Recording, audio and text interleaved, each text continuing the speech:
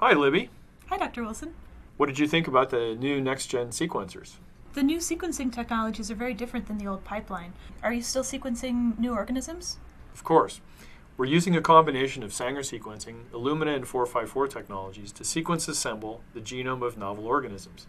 For example, we're working on the genomes of corn, the cat, Hoffman's two-toed sloth, the alpaca, and the mosquito responsible for spreading malaria, Anopheles gambia. The new technologies allow us to do a whole range of different research projects. Both of the new sequencing technologies are significantly cheaper than the old pipeline. Are the shorter read lengths of the new sequencing technologies a problem when you assemble and analyze the data? It depends on what you want to do. Shorter read lengths could be a problem in assembling the genome sequence of a completely new species. But for many interesting studies, what we want to do is to resequence the species using a different individual.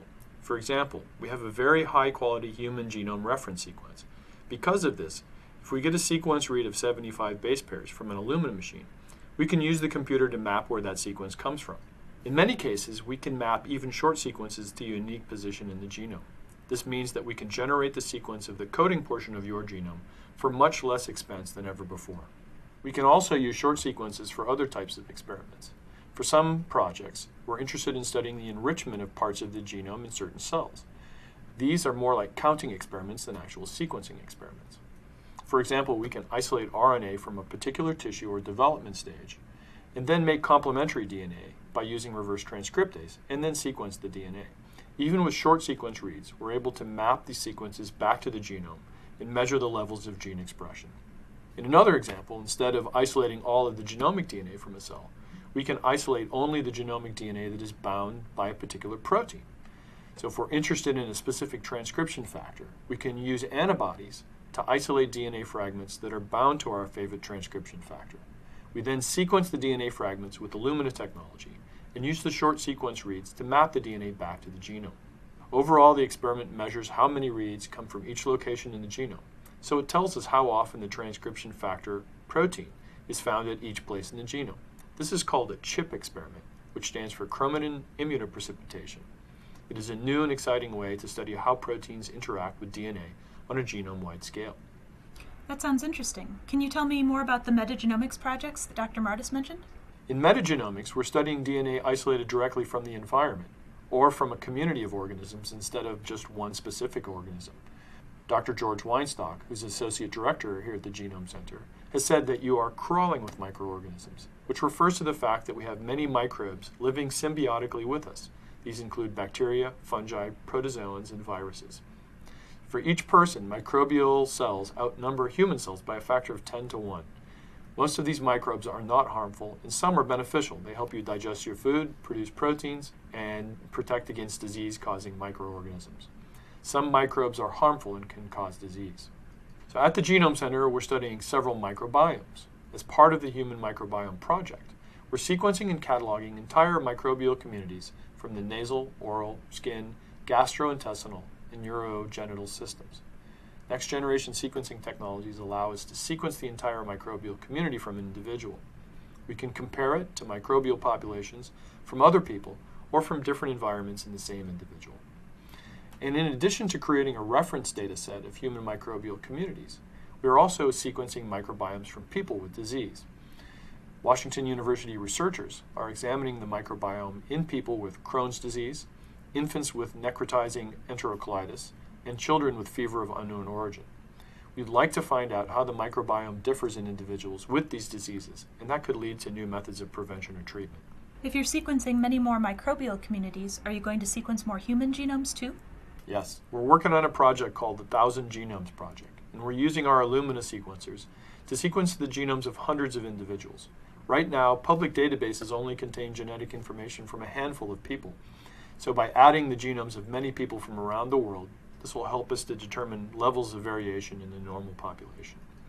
Many researchers will use these multi-genome databases to look for common and rare gene variants, and they can use that information in gene association studies to determine the genetic basis of disease. We're also interested in variation and mutation in cells that have become cancerous.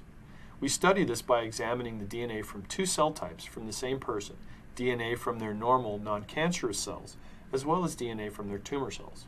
Dr. Martis mentioned this. What have you found so far? Well, we've already compared cancerous and non-cancerous tissue in 2 individuals with acute myeloid leukemia, or AML. We were able to find specific mutations in the cancer cells that had not been identified before.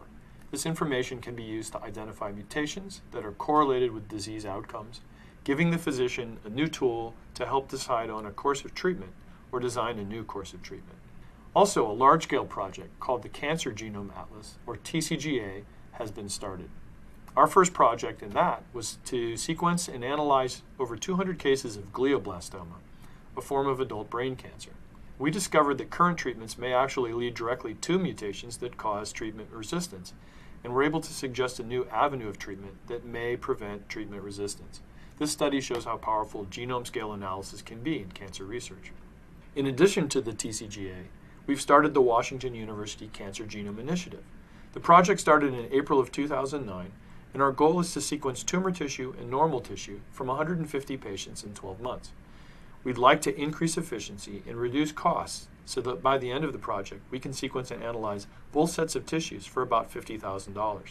I expect that personal genomics will be used to diagnose disease and design treatments very soon. $50,000 still sounds expensive to me. Do you think personal genomics will ever get much cheaper than that? Sure. Although the next generation sequencing technologies are working very well now, other technologies are also being developed. For example, another generation of sequencers is being designed and tested that can sequence single molecules of DNA with no amplification step. It won't be too long before genome sequencing plays a major role in diagnosis and treatment of human disease. So we're going to need to start thinking now about how we're going to deal with that information. A law has recently been passed to help safeguard genetic information. It's called GINA, the Genetic Information Non-Discrimination Act. This act was passed by Congress and signed into law by the President in 2008.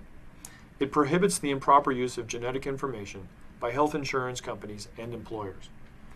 Many in the sequencing community are working towards a goal to sequence a human genome more quickly, more cheaply, and more accurately. I think we can get there soon. Sounds like you're well on your way. Thanks for taking the time to talk to me, Dr. Wilson. You're welcome, Libby. I hope you enjoyed your visit to the Genome Center.